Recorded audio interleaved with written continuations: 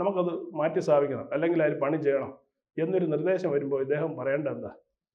നമുക്കിവിടെ വെച്ച് ചെയ്യാം. സൈന്യാലയത്തിൻ്റെ സംവിധാനങ്ങൾ കൊണ്ട് ഇതിൻ്റെ മെഷീനറി മറ്റെന്തൊക്കെ വേണമെങ്കിൽ ഇവിടെ കൊണ്ടുവരും. ഇവിടെ വെച്ച് ദേവൻ്റെ മുന്നിൽ വെച്ചാണ് ചെയ്യാൻ. അല്ല ഇതെടുത്ത് നാടുകളെ കൊണ്ടുനടക്കാൻ കഴിയില്ല. അദ്ദേഹത്തിൻ്റെ ഒരു സ്റ്റാൻഡ് നിലപാടെടുക്കാമേ. ആ നിലപാട് ഇദ്ദേഹം എടുത്തില്ല. കാരണം എല്ലാ കാലത്തും അവിടെ തുറന്നിരിക്കുന്നില്ല. എല്ലാം തുറന്നിരിക്കുന്നില്ല.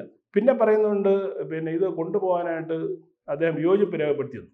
അത് രേഖാമൂലമാണോ എന്നറിയില്ല, വിയോജിപ്പ് രേഖപ്പെടുത്തി അതോ വാക്കാലോ എന്നറിയില്ല. പക്ഷെ ഒരു കാര്യം ഉറപ്പാണ്, ജൂലൈ മാസം 20-ാം തീയതി ഈ പിന്നെ പാളികൾ ഇറക്കിക്കൊണ്ട് പോയതിന് ശേഷം 2-3 മാസം കഴിഞ്ഞാണ് തിരിച്ചു വരുന്നത്.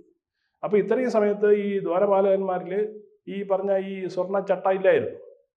അപ്പോൾ തന്ത്രിക്ക് തോന്നിയില്ലേ എന്തുകൊണ്ട് ഇത്രയും വൈകുന്നു?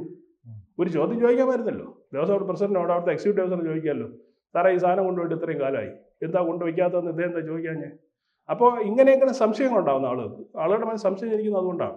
നിങ്ങൾ ഒരു പിന്നെ വസ്തു പണിയാൻ വേണ്ടി കൊണ്ടുപോയി, അല്ലെങ്കിൽ അറ്റകുറ്റപ്പണിക്ക് കൊണ്ടുപോയി, അതിനൊരു സമയക്രമം ഉണ്ടല്ലോ. ഇത് അനന്തമായി ഇങ്ങനെ നീളുകയും പിന്നെ വീണ്ടും വീണ്ടും അതിൻ്റെ മേലെ പണിയാൻ വേണ്ടി പ്രേരിപ്പിക്കുകയും ചെയ്യുമ്പോൾ സ്വാഭാവികമായിട്ടും തന്ത്രി എന്ന് പറയില്ല, അദ്ദേഹത്തിനാണ് ഏറ്റവും വലിയ ഉത്തരവാദിത്തമാണ് ഞാൻ മനസ്സിലാക്കുന്നത്.